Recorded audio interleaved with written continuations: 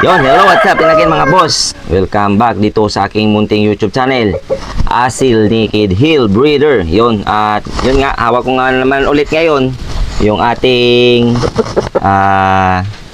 i-demo sa inyo mga boss, no? Ito nga pala yung putol pa kasi yung tuka. Yun, putol pa, no? Putol pa yung tuka ng ating alaga. Pero medyo nakaka-recover na mga boss.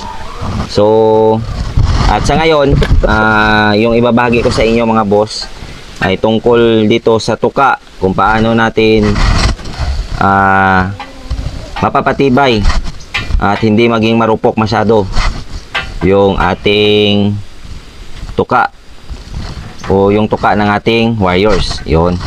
At bago yon, gusto ko muna magpasalamat sa mga solid na sumusuporta sa akin, sa walang sawang nagsishare, nagla-like ng videos ko.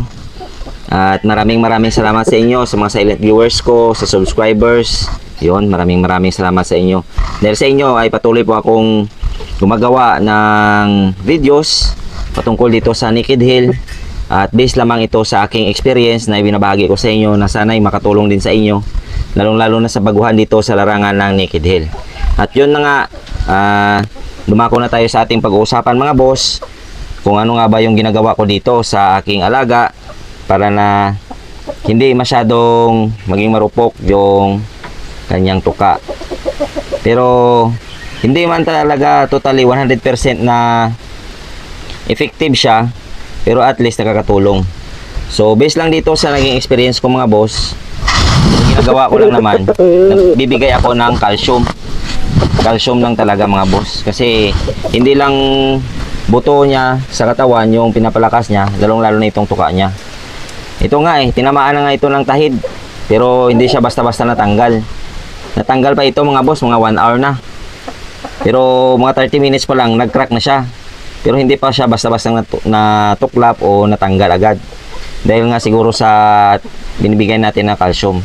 Kahit simpleng calcium lang mga boss, yung calcium lactate na yung sa bote na puti, yung maliliit na butil na calcium, yung tablet lang, yun lang, pwede na rin yun. O di kaya Calvex mga boss. Kaya nga ako sa conditioning ko mga boss, nagbibigay ako ng Calvex dahil doon sa pandiinan talaga, malakas sa buto. Tapos isa pa, nagpapatibay din yun ng tuka ng ating alaga.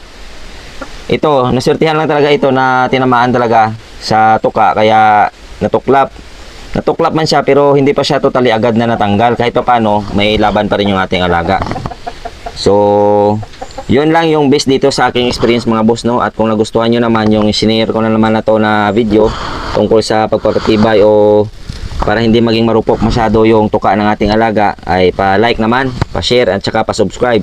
Diyan sa baba mga boss, sa pangalan ko, mag-subscribe ka na. Tapos may bell button dyan, i-click mo yun. Tapos select all para laging updated sa mga susunod pa na videos. Sa pag-subscribe naman mga boss, walang bayad dyan, libreng-libre kayo. At sa mga katanungan nyo, sa mga gusto nyo pang ipaabot dito sa aking munting manukan, ay pwede kayo mag-comment mga boss para na naibahagi ko rin sa inyo kung may mga katanungan kayo. So yun lang, maraming salamat. At yun nga mga boss, lagi nating tatandaan ang Naked Hill ay sports lamang. Huwag tayong mapakalulong sa sugal at lagi nating unahin ang ating pamilya. Yun lang, maraming salamat and God bless ating lahat.